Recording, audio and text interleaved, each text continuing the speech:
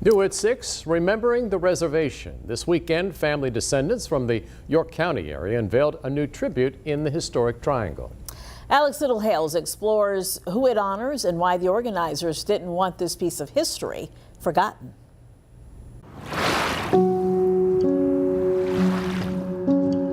When they come to the historic Triangle, they come because they're interested in history, and that history is incomplete. I'm learning a lot about my family just within the last few years. The reason a lot of people don't know about the reservation is because it was too painful for them to talk about.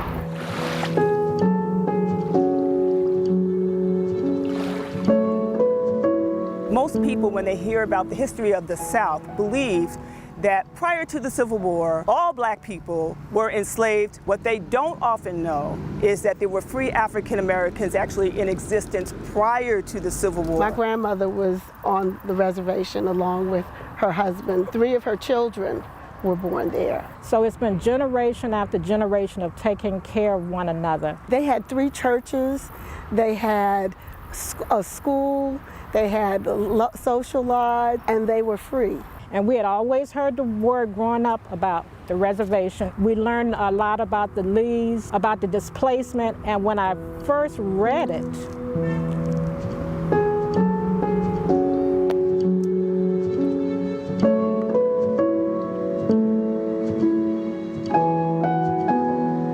Called it the reservation because the Navy identified it as reserved land. About 100 families that were actually displaced. my family was one of the first families that left the reservation. They bought a house in James City County. We can't even imagine that. If that happened to us now, we'd have moving vans. It would be difficult if someone just walked in and say, hey, you have to vacate your house and find somewhere else to stay.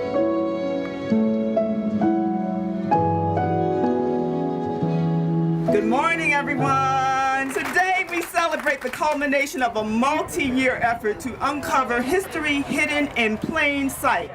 Cousins and friends, we are just getting started.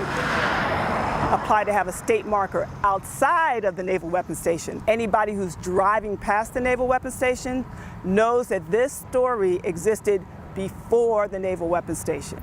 Was it emotional? Yes, it has been an emotional roller coaster ride. You can't pick up a history book and find out that people actually lived here.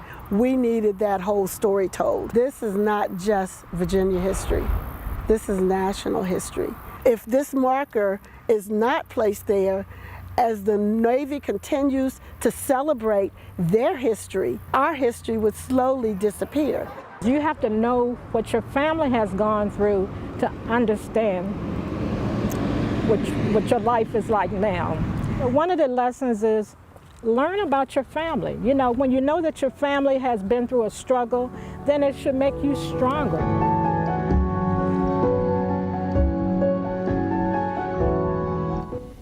And you can see the historical marker on Jefferson Avenue in front of Gate 3 at Naval Weapons Station, Yorktown.